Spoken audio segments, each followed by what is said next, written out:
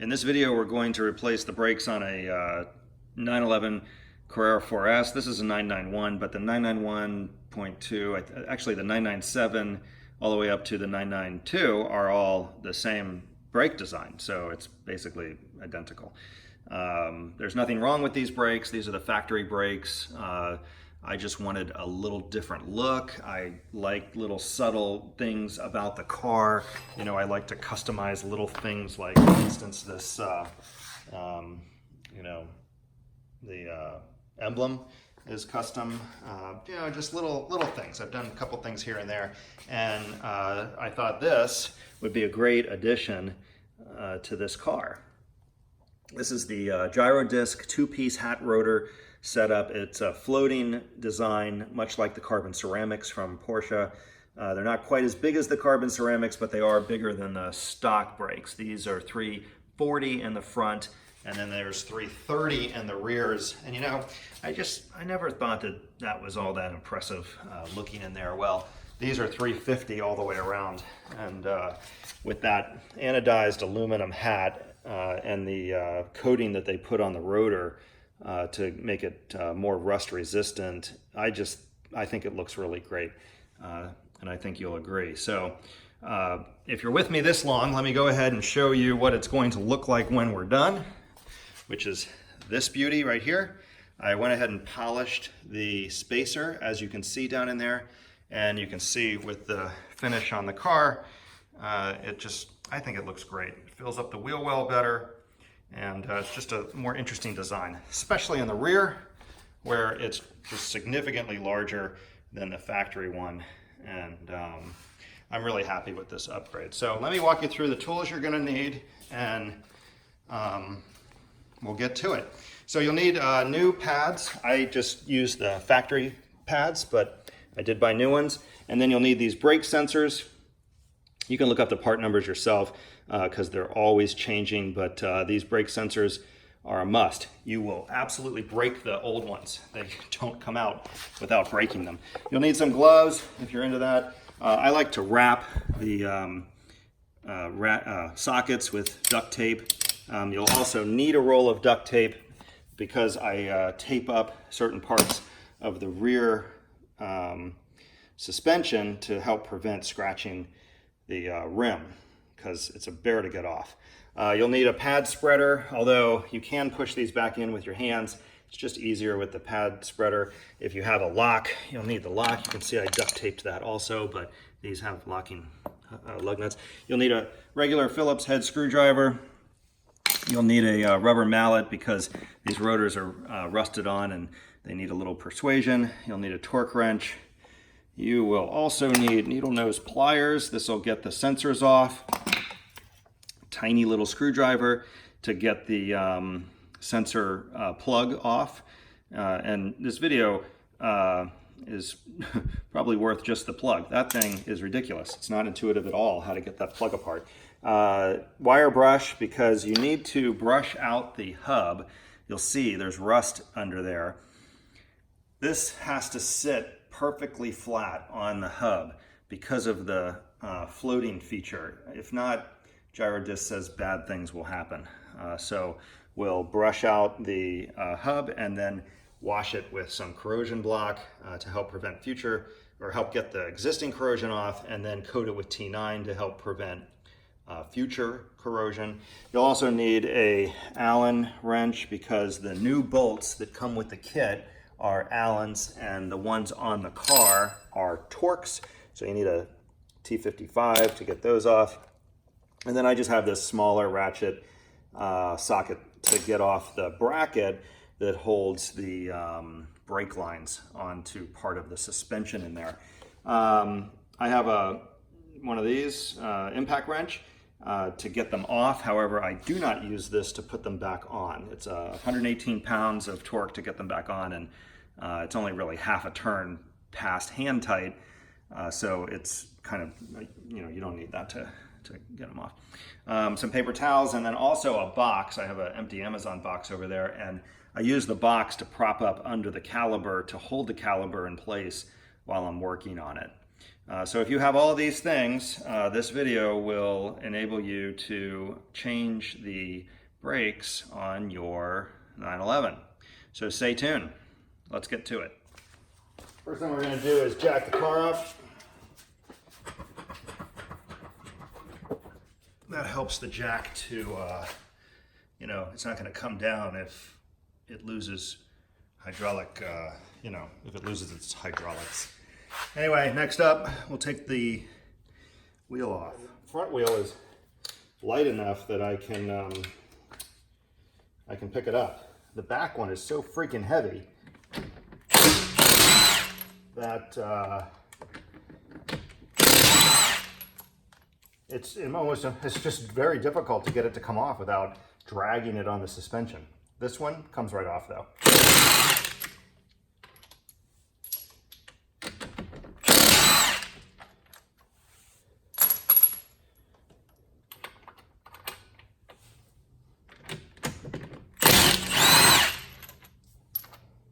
It's rusted on.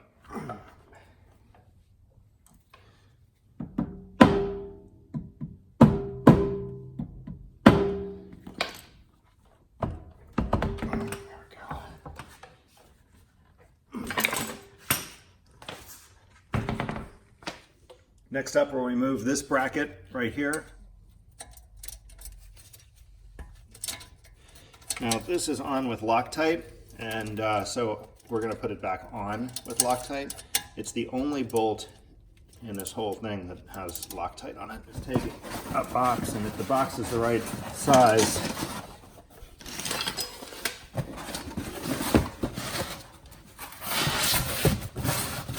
really just shove it under there like that.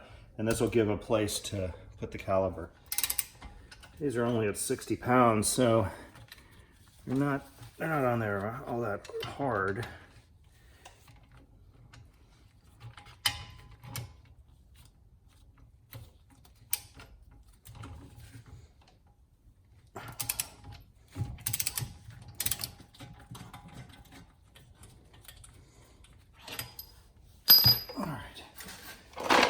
Once these bolts are off, the only thing holding the caliper on is just the tension of the brakes, and you can just pop it right off.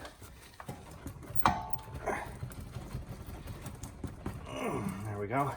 And you can see, having this box, it makes nice to just stand it right there. You just take this and close it down to the point that it'll fit in between there, so you can kind of measure it off of the disc here. So we know it's now thinner than the disc, so it's absolutely going to fit in there.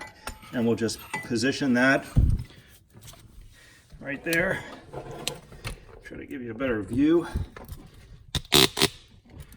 There you go.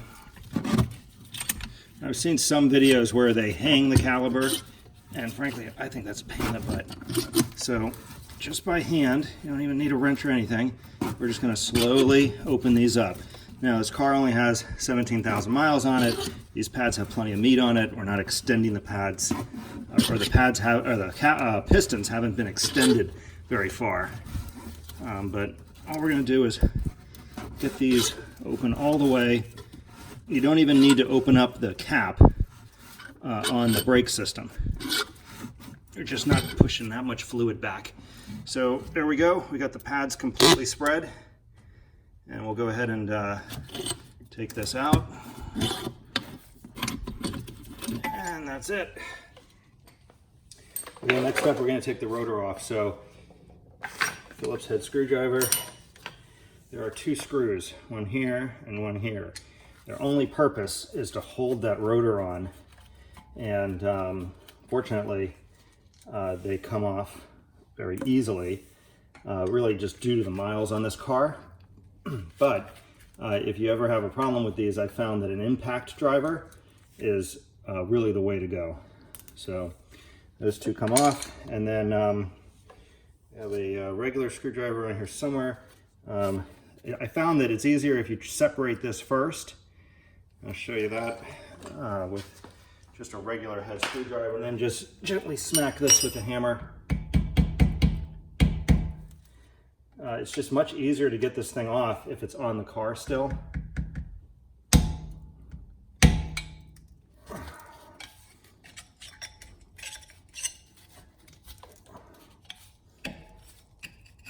Okay, so there's a spacer. We're gonna polish this edge. I'll show you how to do that. The easiest way is just smack it. There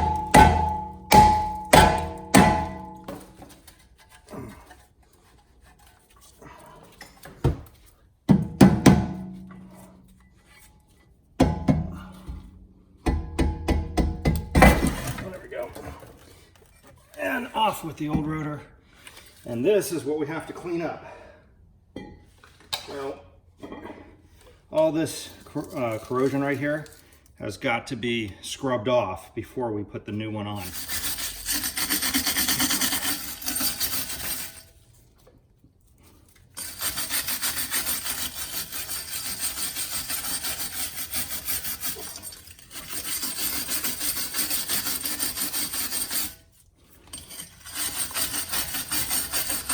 Now, even though the new rotor really only comes down to about here, you still want to try to scrub as much of this off as you can, because you'll see when we hit it with the corrosion block, it'll really clean it up nice. I'll hit this with corrosion block.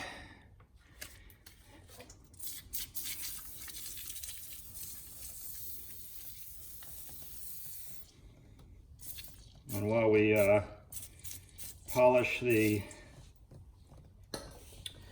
polish the spacer, we'll let that soak, and it'll help to remove whatever rust we missed. What I've done that seems to be the most efficient way to polish the edge of these things is pull off the nut here, and I've got a tube buffer set up, kind of a coarser wheel underneath, but we'll just go ahead and pull off this outside one.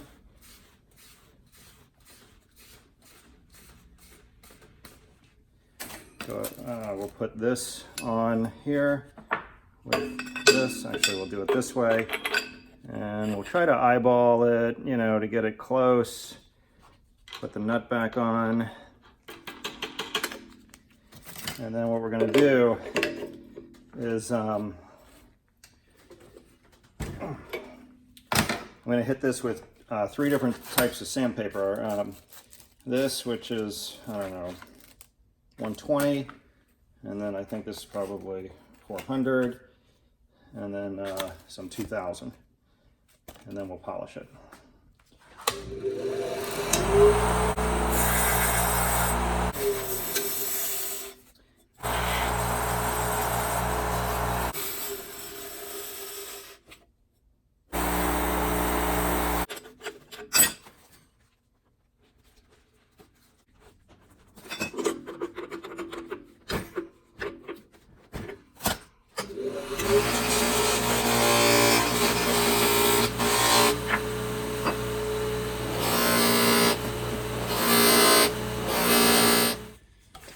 So I'll wipe this off with a paper towel, and look at that, I don't know, 6-7 minutes, and it's so worth it because there's nothing for the grime to catch.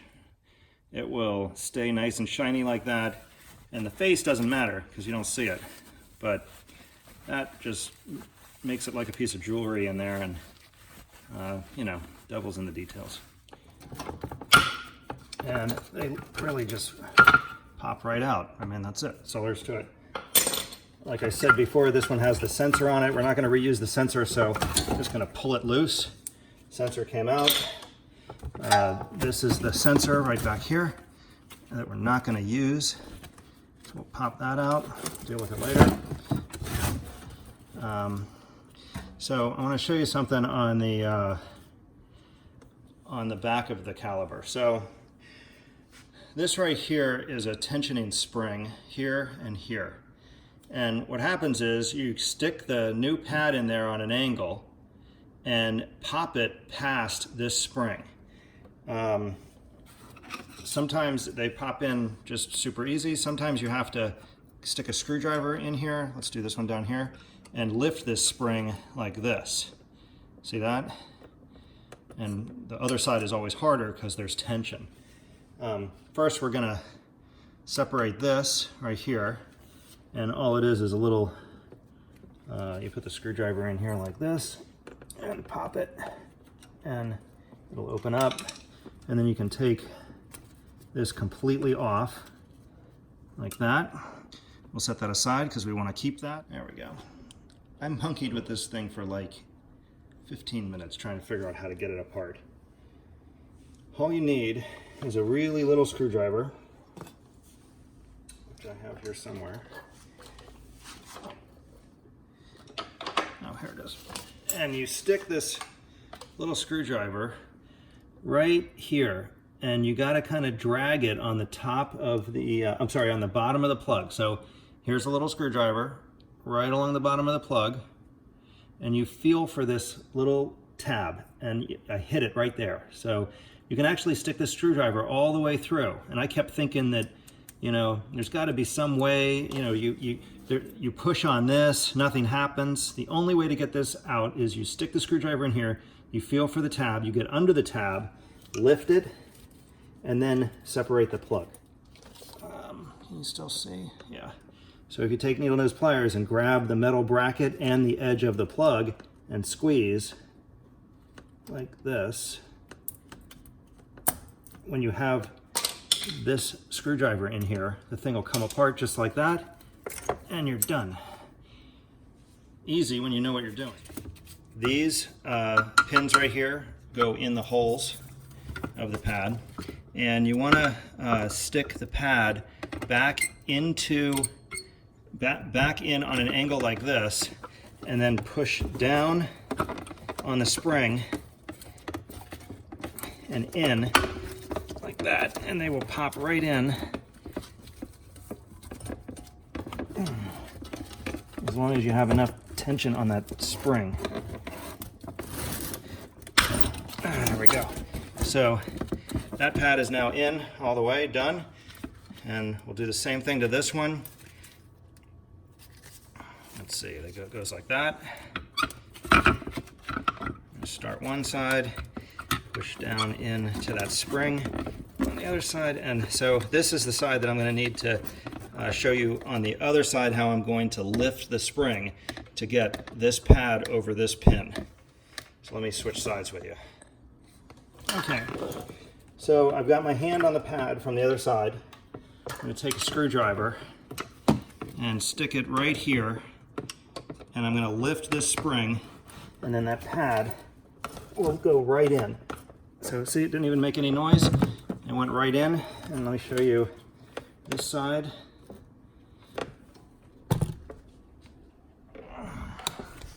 So both those pads are seated in there all the way flat, and they are ready to go over the new rotor. So let's do that next. Here's what it looks like from the back. You can see that they've put, this is like some kind of powder finish that they pack it with, but they put some kind of rust protectant on it. It's got alternating clips with screws. That's for heat expansion, and that's a close-up of the back. So this sucker just goes right on, and we're going to line up these screws right here, and right here.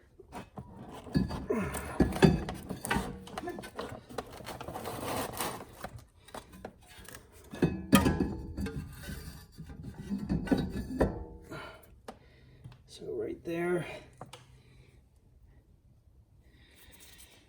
and I'm going to spray this with T9 to help it release. Next time anybody wants to take it off, we'll go ahead and spray this side, just kind of wipe it in.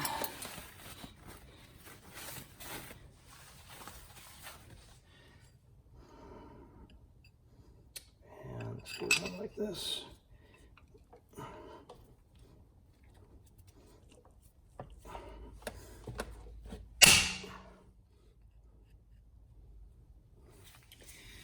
All right.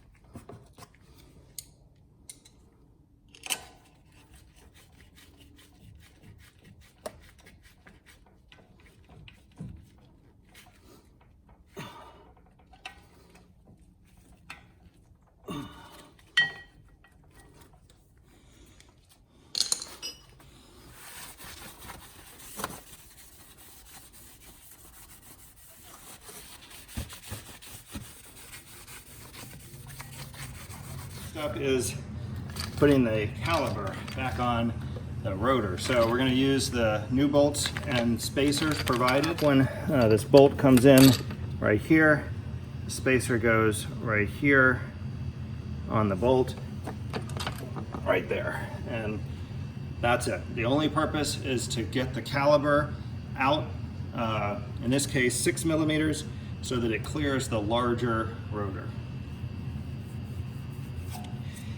Also, the reason why I wiped this down completely is the new pads will burn a mark into these, but there's areas where the pads don't hit, and I want it to be smooth, clean, stain-free. And so by giving it, a coat of oil like that, it'll just help it to look nice and burn in evenly. Gonna get this box out of the way here and lower the caliper onto the disc and start it by hand. And that's what I got this Allen key for. Even though we're gonna finish it with the ratchet, it's a funny angle and it's hard to get in there.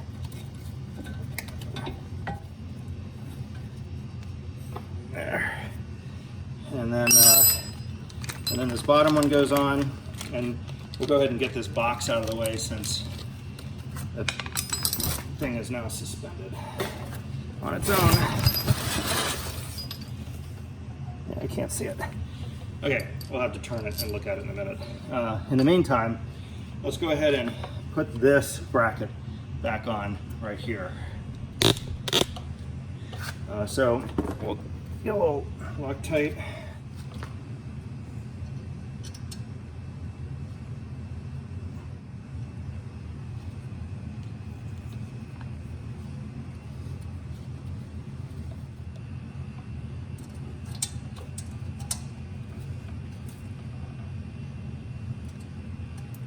Okay, I'm going to try and turn the wheel so that we can see the back of the caliper here, so we can get the safety or the wear sensors on, and that bottom bolt. Then we'll torque everything down, straighten it back out, and put the wheel back on.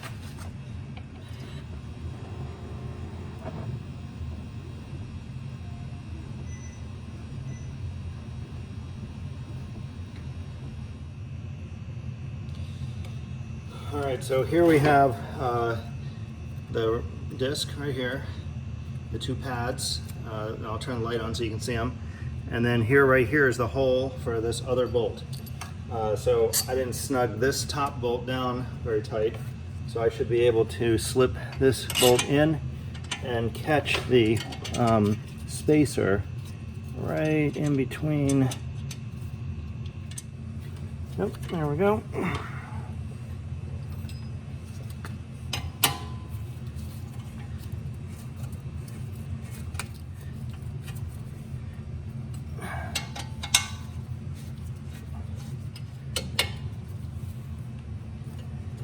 All right, those are good. Let's see if I can get some light here. Okay, right here and right here is where these sensors, or where the sensor goes.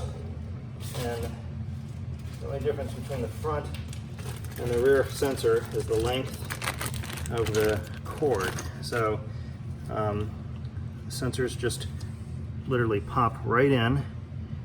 One goes right there.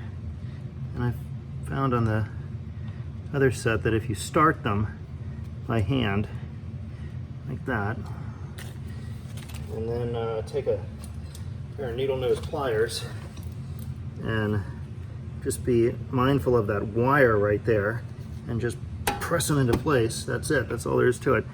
And this one goes right here. There we go. And that's it, done. Then this wire gets pushed into that little opening right there, and then this comes around and plugs in right here.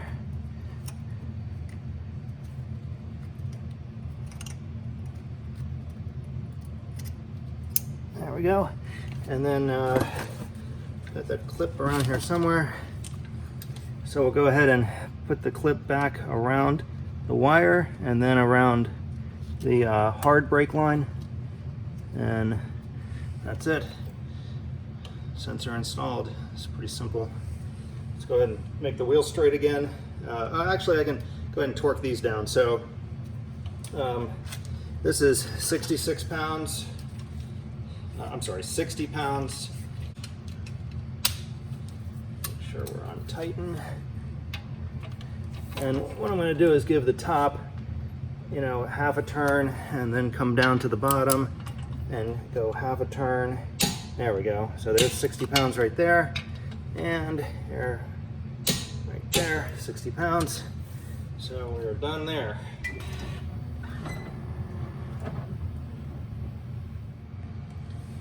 All right, so I'm just going to go kind of through a verbal checklist.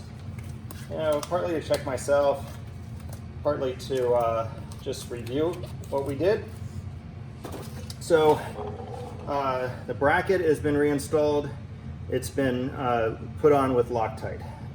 These two stabilizing screws or set screws are in. They're seated perfectly flat. I'm going to double check. Tight. Tight. They are not put in with Loctite. The rotor has absolutely no play at all. It's not touching the disc at all right now because we pushed the pads out. The sensor has been installed. The sensor's been plugged back in.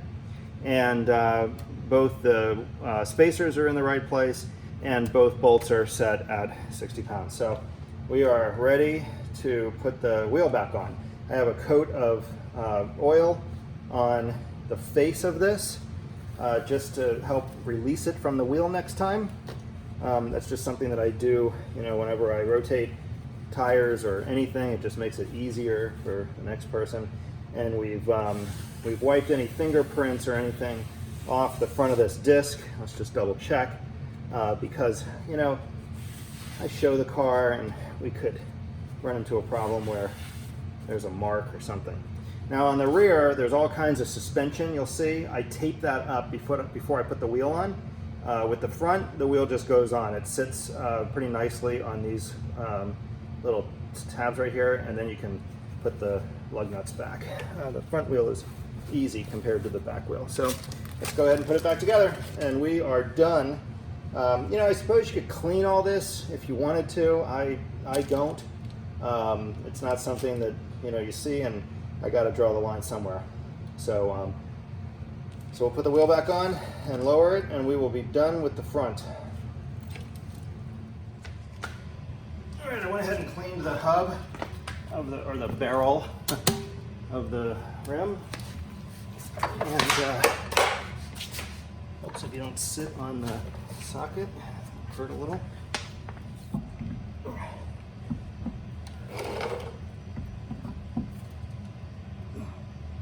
There. All right. Once you get one in,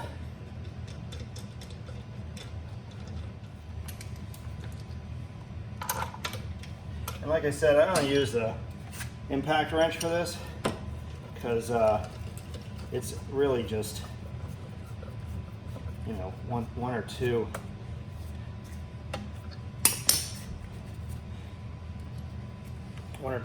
turns past hand tight is 118 pounds, and with the impact wrench you really run the risk of getting on way too tight.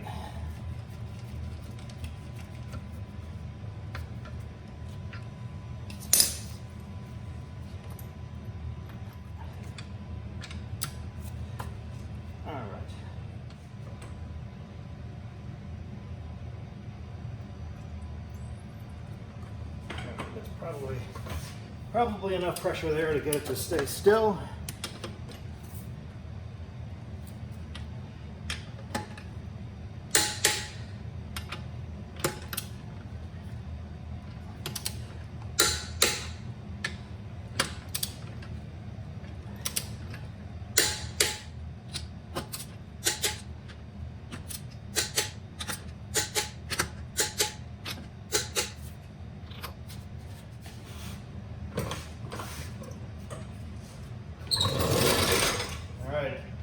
This one's done.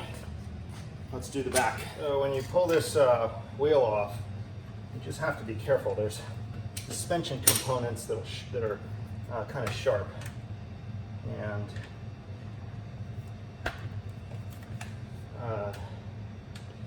they'll scratch the inside of the wheel if you let them. Actually, the brush under here, because I'm just really paranoid of scratching this rim right up here.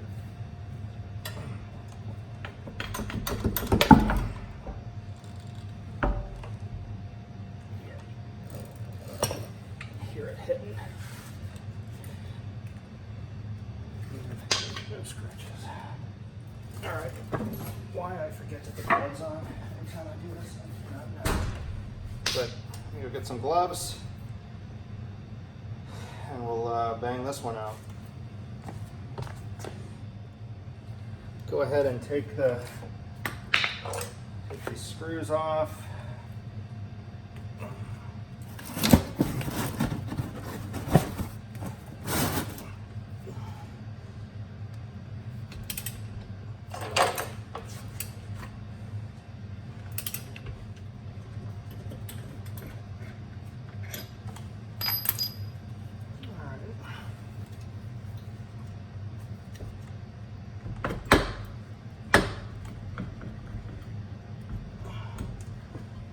Slide it off.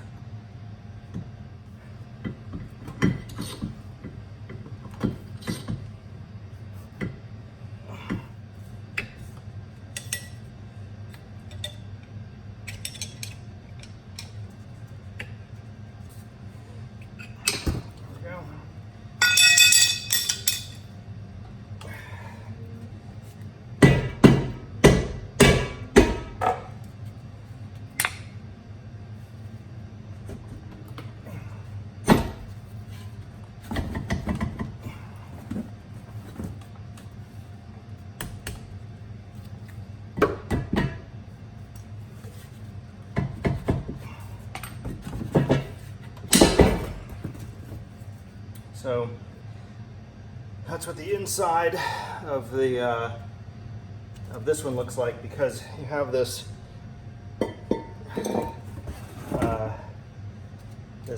assembly here, which is the e-brake, and it's in there under some pressure, and the new disc and everything will go right back on, but we are going to blow out the dirt and dust that collects, and we'll do that after we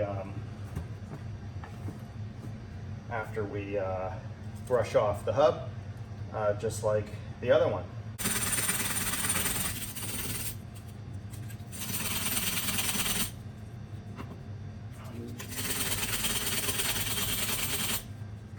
Not want to get I don't want to get any lubricant in this, so I'm going to take a plastic bag,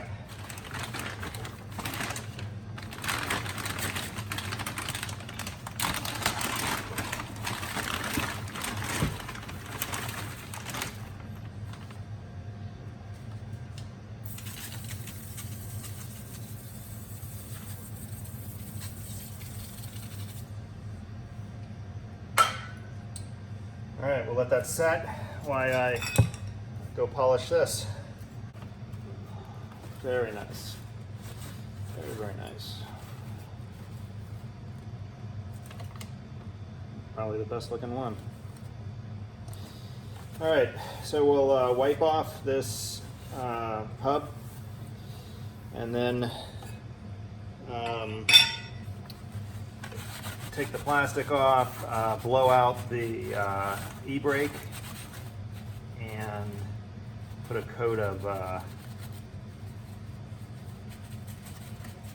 T9 on the hub and on the spacer.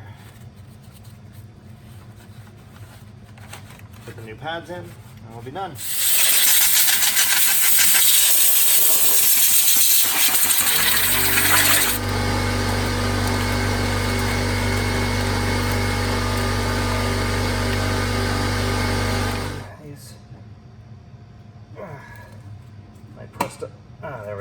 pressed on the brake a little bit to get the e-brake to release. I pushed these pistons in a little bit. So we'll remove this pain in the butt. Switch right here. I can get in there. Nope, can't get in from there. There we go. So I'm gonna slide my screwdriver right in there. And again with the needle nose, pop this plug apart. There we go. It's cake when you know what you're doing. Let's wipe down that caliper a little bit. It's going a little different. These hang out the top for some reason. I actually have no idea what these are, but they hang out the top. So it's the same as the other. I think they're actually a little easier than the fronts because the spring is not as hard. And you just kind of push them in position.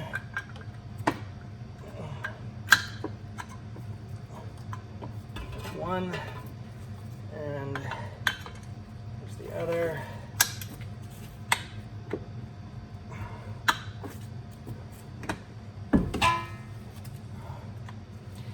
Yep, there we go. Here's the sensor for the backs. The only difference is this cable here is just shorter. So we want the cable side on the inside. So we'll go ahead and find the pad in there. Right there. And then just like the other side, just snap it down in.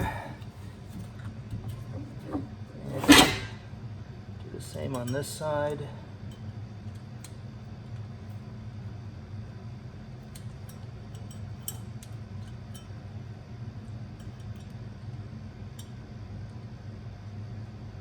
Go. And push it down in, there we go. And I got to get in there tighter to see this one. I know it didn't clip all the way down in. So I'm going to turn this on its side here. There we go. And there we go. Now they're both in. Seat it down in there. Work the cable in, and this one doesn't have a clip. It just goes right there into the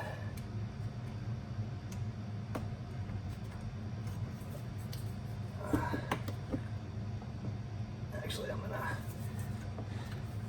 I'll go ahead and clip it once everything's back together.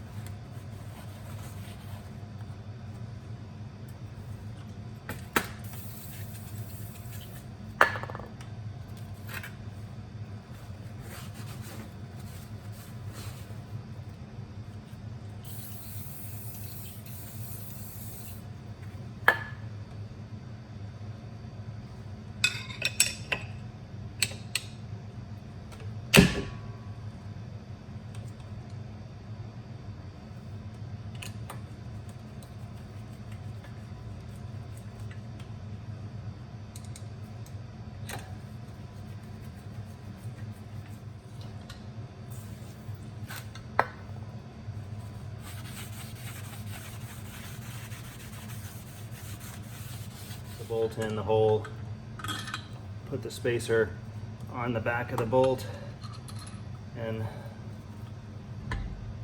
put this thing on, line it up, screw the screw in.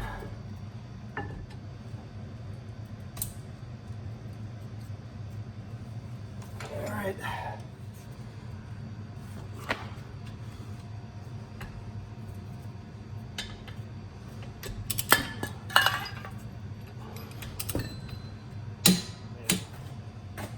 just not strong enough to lift this tire into position. So what I do is I take some duct tape and I'm going to put it in a few spots that I know could scratch. So right here, this bolt, I want to duct tape over that.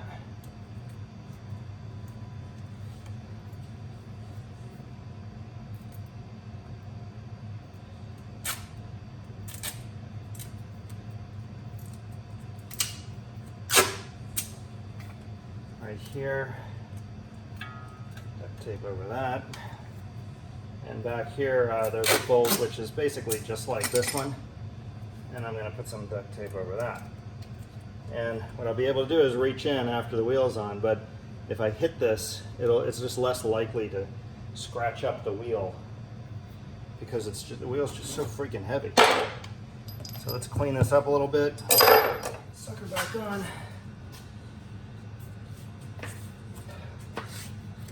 A couple tips: don't jack it up too high, and tape it up like that, and have a lug nut ready. There we go.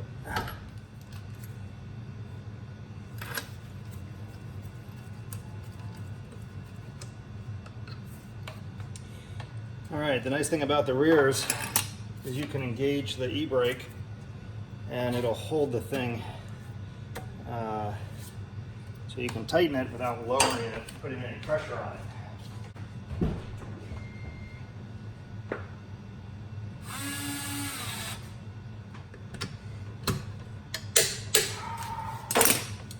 All right, done. So the break-in process on these is they want you to drive some highway miles, and we'll go take a ride, and I'll cover the break-in process as I'm doing it. These sure need to be washed.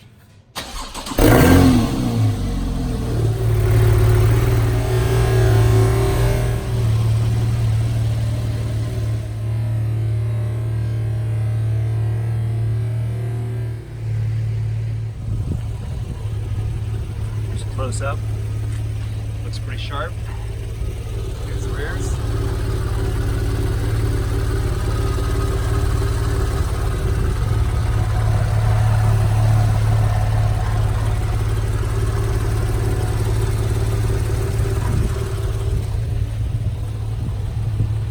All right, let's go for a ride.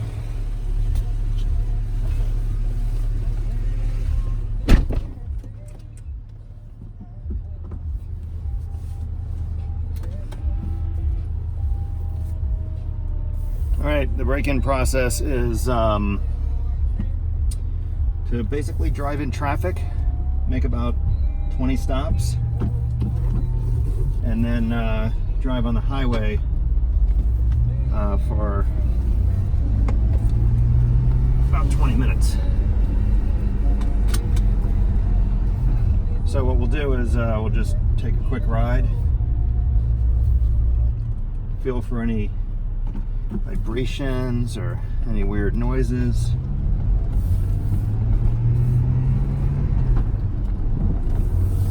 And try to seat them in. The instructions say that they don't want you to overheat the brakes. I guess, you know, that's the problem. So today it's 63 degrees. It's really dry out. And so I think that it'll take a little bit longer than normal to heat the brakes up, which is great.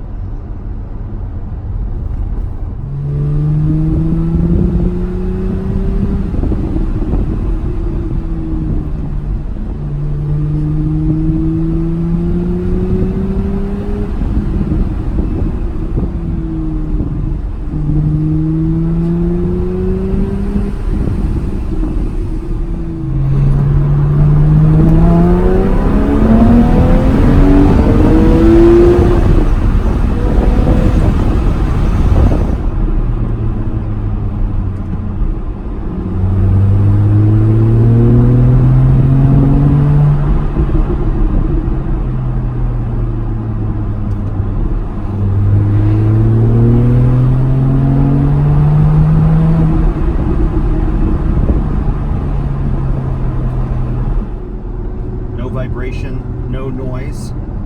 Brought it up to 76 miles per hour.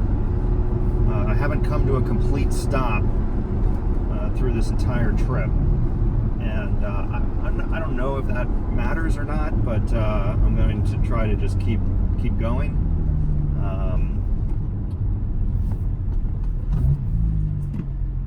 And the brakes are firm, very smooth. Like I said, no vibration, no noise, zero noise. It was my first full stop. I went ahead and took my foot off the brake, so there's no pressure. Now, I don't know the weight difference between the factory discs and the Girodiscs, but I know they're lighter. They seem significantly lighter. And that might be what I'm feeling. I might feel that unsprung weight as being less, and that's allowing the road. It's almost like I can feel the pavement. My tires are the same, same pressure. I guess I'd relate it to the tires feeling like they have a higher pressure. I can just feel the road better. Maybe it's in my head. All right, I put about 40 miles on the car. I followed the break-in process exactly. There's no vibration, there's no scoring or anything that looks abnormal on the brakes. So once again, thank you very much for watching. Please subscribe to my channel. And next up, I'll be installing a third radiator, which occupies the space right here. And that will finish up the X51 upgrade to this car. So thanks for watching, and stay tuned for more videos.